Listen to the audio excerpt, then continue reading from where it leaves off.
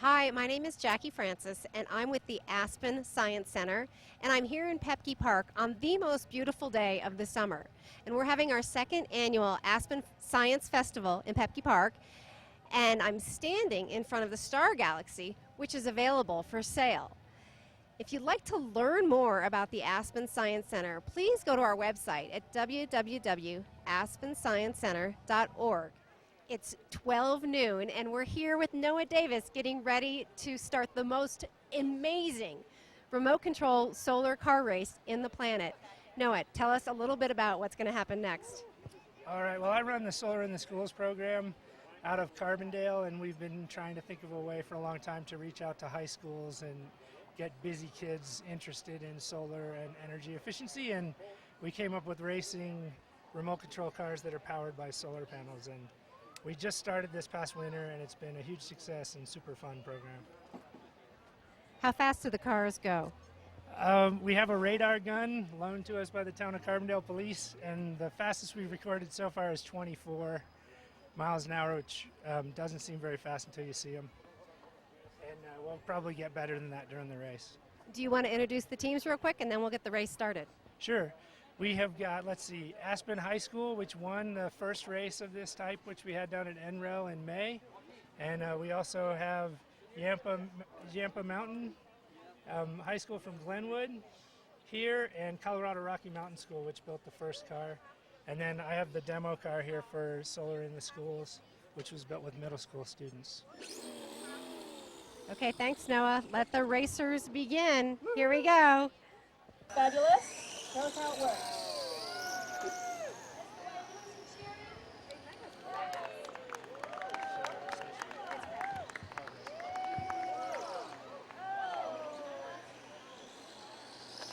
And so it's one of those things, I mentioned this, we call it farmer fuel. So this is just the pressed camel. So as you look at it, after you put the alcohol in, it's your cloud that starts to form above your strawberry. So the growers that's the DNA coming out of the strawberry cells. You guys know what a DNA molecule looks like? Yeah, it's like To cows, you can feed the plant material to cows. Sorghum is a relative of sugar cane, and so it makes sugar in its stems, and that you can either ferment to make ethanol, and then you can keep that plant material to feed your cows, and the seed heads are basically like corn. Hi, I am here with David Hoogie from the Buddy program. Hey! And he's showing us how to make high-tech science ice cream. What do you do, David? Well, so we've got a baggie here. In the baggie, we've got half a cup of half and half, which is the cream. How do you make ice cream? Well, cream, of course. Freeze cream. Uh-huh. So we have cream and sugar and a little vanilla. We add in our mix-ins like these jelly beans. And then that's the mixture for ice cream. Vanilla, sugar, and cream. Very simple. And we take that and we put it in another bag that's full of ice. The problem is if we just use regular ice, ice freezes at 32 degrees, right? So we have to get it colder than that. So how do we get it colder than that? Salt. We add salt, right. Same reason we salt the roads in the winter. It makes the ice melt at a lower temperature. So when we add the salt to the ice, it takes the freezing temperature of the water down to almost 0 degrees. So it's really cold. And then we take this, we churn it. Why do we churn it? To mix it up and get it colder. Mix it up and get it colder, but also if we didn't churn it, we would get a solid block of ice. So we keep it moving so the ice crystals get broken up, and then we have ice cream's really a whole bunch of little crystals mixed in with air. And in about 10 minutes, this will turn into ice cream. And you know what you can do with this is you can throw it around with a buddy, and then you guys can share your ice cream. Who wants to make ice cream? There you go. Mix that up in 10 minutes, you'll have ice cream. Isn't science great? Science is great. Thanks, Jackie. Thanks, David. What a great day. This is such a great fair. We're so happy to be here. So if you have a youngster that needs a buddy, see the buddy program. Everybody say it. 1, 2, 3. Yeah. Thank you, my dear. Good. We are on, yeah? Yeah. Excellent. Hello, my friends. Oh, we try again. Hello, my friends. Yeah. This is better. Dr. Kaboom show about to begin. Screaming!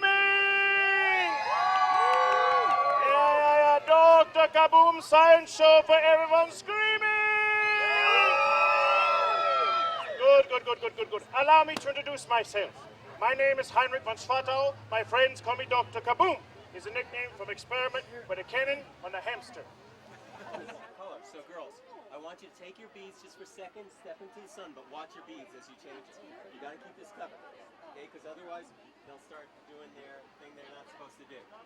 So, take this, go ahead and make your bracelet. So what happens to the beads when you put them in the sun? They change colors. Well, because they're sensitive to those UV rays. Come on in here and put some beads on, okay?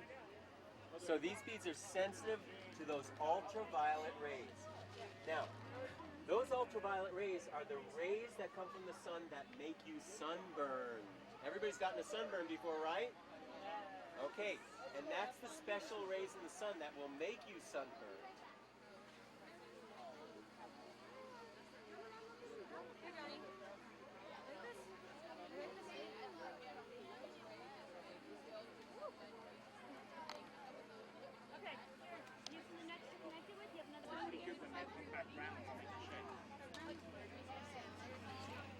And if you make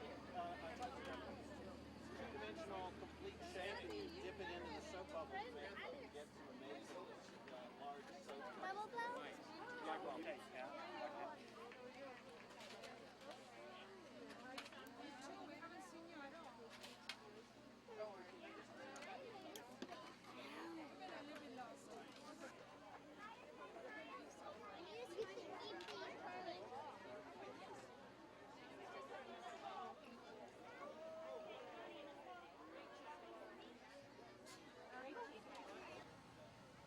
Hi, I am here with Tanner Oates, and he has got such an amazing contraption that I'm going to let him explain it to you. Hello, so these are two separate nuclear fusion reactors. This one closest is currently the world's smallest, and it operates off of the same concept of the sun, fusing nuclei at a very high temperature at a high rate, releasing a neutron and creating a new element. And the plasma is created with a high voltage, and that's to compensate for the gravity that the sun uses to fuse. How do you make one of these, Tanner? Well, I started with the larger one on the left my freshman year, and just completed the smaller one at around 2 in the morning last night. I wasn't really sure it was going to work, but it did, and I designed the parts on a computer and had them machined at a few companies in California and in Connecticut. How did you get into science? I've always had a love for science, and I wanted to do a more advanced science project, so I started these. Now, what would you tell these little kids who would like to get into science? Well, it's very fun when it works, but 90% of the time it doesn't.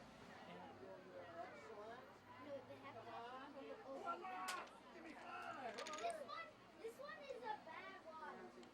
Look, see? Look. This one's really big. Okay, for fall. Hi, I'm here with one of my interns, Mary Landis, and we're at the... Aspen Science Festival. Tell us a little bit about the booth you're working at right here, Mary. I'm working at the Family Science booth, and it also is Family Engineering. So families can come and work together on projects, simple projects, but they're not so simple when you take a closer look. Like cutting this note card so that you can fit your entire head through is a lot more difficult than it looks.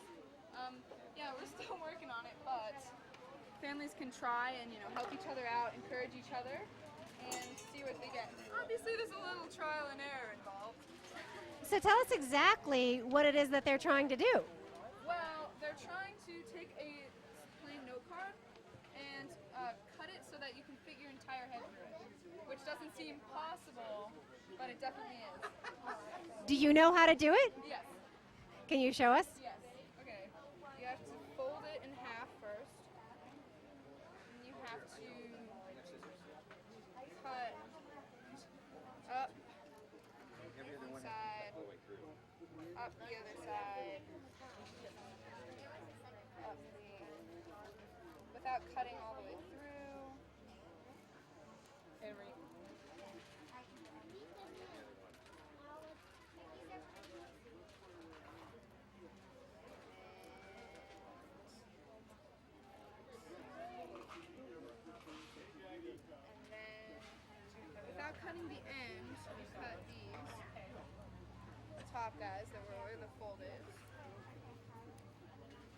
Okay. Takes a minute.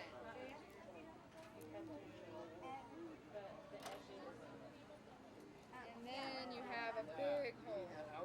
Bravo, bravo. My name is Greg Roark. I'm the Director of Aeronautics here at the Aspen School District. We're here at the Aspen Science Festival here on a beautiful Sunday afternoon. And today what we're doing is we're giving kids a little taste of what it's like to actually fly an airplane and to take a look at all of the science and math that's involved in making all of that happen. So, if you guys have missed this, come on out, find out more about the program, find out more about the Aspen Science Center here as well.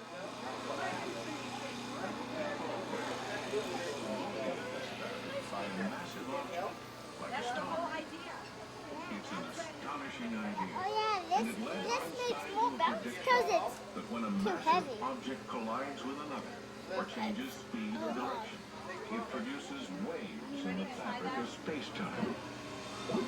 Gravity waves. Like ripples on a pond, these waves travel upward from their source. Information about the events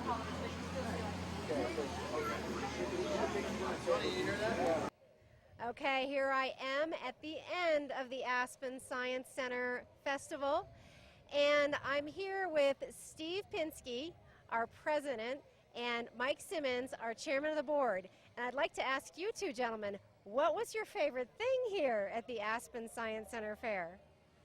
The smile on the kids' faces. A smile on a kid's face makes everybody smile, and it made the whole fair.